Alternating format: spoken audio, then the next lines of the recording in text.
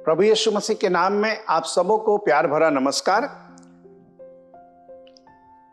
यिर्मयाह भविष्यवक्ता की पुस्तक उसका 31वां अध्याय 16वां पद। यहोवा यूं कहता है, रोने पीटने और आंसू बहाने से रुक जा, क्योंकि तेरे परिश्रम का फल मिलने वाला है और वे शत्रुओं के देश से लौट आएंगे। मैं आज आपको प्रभु यीशु मसीह के नाम में इस वचन के माध्यम से कहना चाहता हूं, यहोवा यूं कहता है। कौन कहता है? परमेश्वर। रोने पीटने और आंसू बहाने से रुक जा।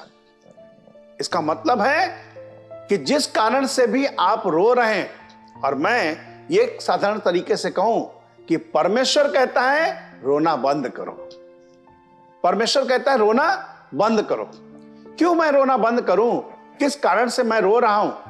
बहुत सारे लोग आज इस दुनिया में रो रहे हैं इसलिए कि उनके पास कुछ है नहीं, और समय पर उनके पास पैसा नहीं होने पाता है, समय पर लोग नहीं होने पाते हैं।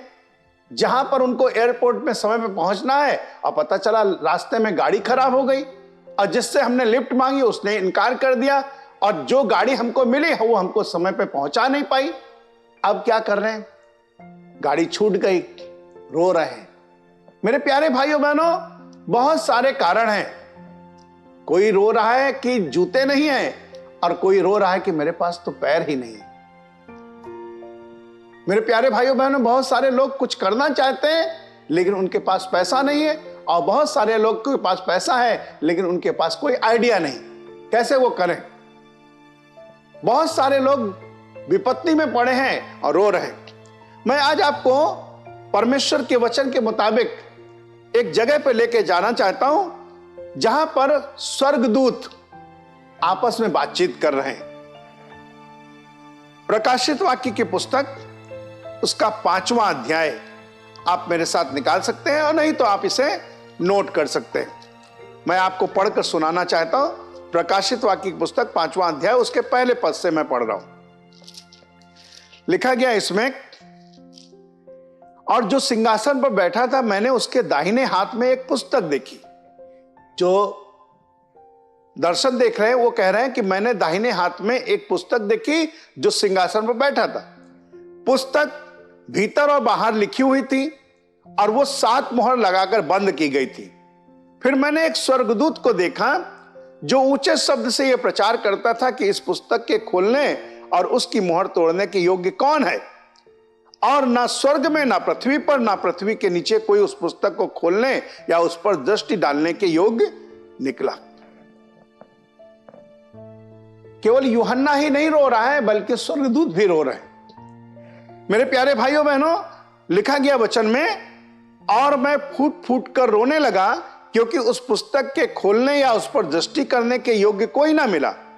तब उन प्राचीनों में से एक ने मुझसे कहा, मत रो। मेरे प्यारे भाइयों बहनों, जिस तरीके से उन प्राचीनों में से एक प्राचीन ने कहा, बाइबल अगर पढ़ें तो कितने प्राचीन हैं? 24 प्राचीन हैं। 24 प्राचीन में से एक प्राचीन ने ये वाली हिम्मत जुटाई और उसको कहा कि मत रो। मेरे प्यारे भाइयों बहनों, जैसे यहोवा कहता है मत रो, रोना बंद करो, उसी प्रकार से आप और हम भी थोड़ा एक स्टेप लें, किसी व्यक्ति को सांत्वना दें और उसके कंधे पर हाथ रखकर कहें, मत रो बेटा, मत रो बेटी, मत रो।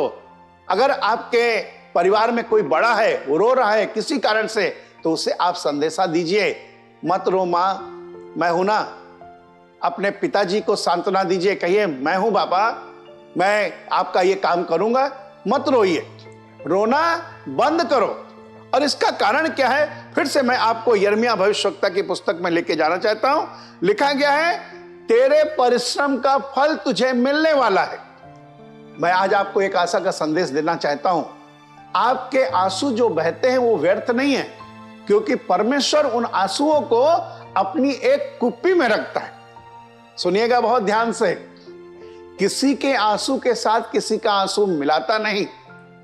वो अनुग्रह का आंसू सिद्ध के आंसू से नहीं मिलाएगा, वो सिद्ध का आंसू अनुग्रह के आंसू से नहीं मिलाएगा। मेरे प्यारे भाइयों बहनों, आपके हर एक जन के लिए उसने एक कटोरा बनाकर रखा है और उसमें वो आंसुओं को रखता है। आपके एक एक बूंद आंसू का हिसाब परमेश्वर के पास है। और परमेश्वर कहता, बेटा अब रुक जा, अपने आंखों से कह दे, मेरी आंखों से मैं कह दूंगा कि मेरी आंख से अब आंसू का एक बूंद भी बाहर नहीं होगा। क्यों? ऐसा क्या कारण है? परमेश्वर का वचन हम पढ़ते हैं तो लिखा गया है इसी 5वें पद के दूसरे हिस्से में,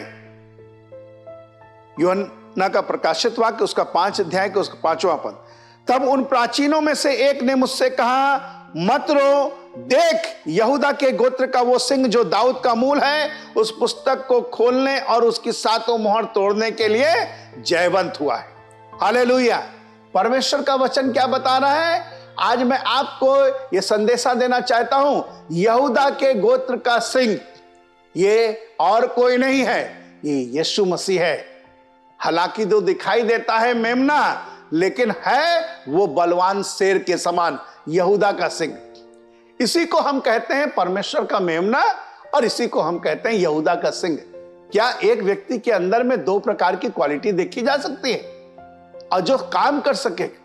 मेरे प्यारे भाइयों बहनों, आपको एक और जगह मैं लेके चलना चाहता हूं और यह आपको मिलेगा प्रकाशित वाक्य की पुस्तक उसका 21वां अध्याय उसके 3 और 4 पद को सुनिएगा बहुत ध्यान से।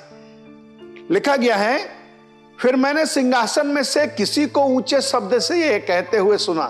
कौन कह रहा है, कौन नहीं, लेकिन सिंहासन से एक ऊंचे शब्द से आवाज आ रही है। और मैं कहना चाहता हूं वो आवाज क्या है? बेटी मत रो, बेटा मत रो।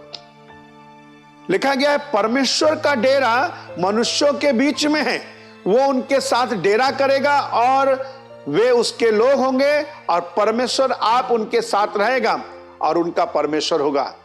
4था पद सुनिएगा, और वो उनकी आंखों से सब आंसू पोंछ डालेगा। इसके बाद मृत्यु ना रहेगी, ना शोक, ना विलाप, ना पीड़ा रहेगी, पहली बातें जाती रही।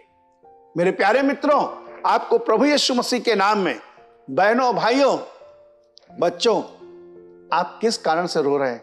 आपको खिलौना नहीं मिला, आपको क्रिसमस में गिफ्ट नहीं मिला, नए वर्ष में आपको मम्मी घर में छोड़कर चली गई, रो रहे हो, कोई बात नहीं। लेकिन परमेश्वर कह रहा मत रो, क्योंकि तुझे बड़ा सा इनाम मिलने वाला है, बड़ा सा पुरस्कार मिलने वाला है और वो परमेश्वर देगा। वचन बताता है उनकी आंखों से सब आंसू पोंछ डालेगा। कौन आंसू पोंछेगा? परमेश्वर का डेरा जो मनुष्यों के बीच में है। ये कौन है जो हमारे बीच में रहता है? अगर आप वचन जाने तो पता चलेगा, यीशु मसीह जहां 2 या 3 होते हैं उनके बीच में होता है, अर्थात यीशु रहेगा। थोड़ा सा अनुभव करके दीजिए, देखिए अपने आप को प्रभु के हवाले करके। परमेश्वर का हाथ हमारी आंखों के ऊपर लग रहा है, परमेश्वर अपने हाथों से मेरे आंखों से आंसू पोंछ रहा है। ये कितना बेहतरीन मंजर होगा जब आप किसी को प्यार करते हो और वो आकर आपके आंसू को पोंछ दे, आपको गले लगा ले, आपके कंधे पर अपना हाथ रख दे, तो आपका रोना सिसकना बंद हो जाता है। और मैं आज आपको कहना ये चाहता हूं, रोना बंद करो, क्योंकि आपकी आंखों का जो आंसू बह रहा है वो सब आंसुओं का हिसाब परमेश्वर रखा है और हर एक आंसू को वो पोंछेगा और आपके जीवन में पुरस्कार देगा। प्रभु आपको बहुतायत से आशीष दे। और मैं आज आपको इस संदेश के माध्यम से कहना चाहता हूं, हमारे नया सवेरा नई आशा के माध्यम से, कि आप और हम अब कभी नहीं रोएंगे। खुदा आप में से हर एक को बड़ी बरकत दे। आइए दुआ करें। प्रभु यीशु मसीह नासरी, हमें मालूम है आप हमारी आंखों से सब आंसू पोंछेंगे और इसलिए दुआ करते हैं प्रभु हम रोना बंद करें। दया करिए कि हमारे आंखों से एक भी आंसू ना बहे। यीशु मसीह नासरी के नाम में मांगते हैं, आमीन।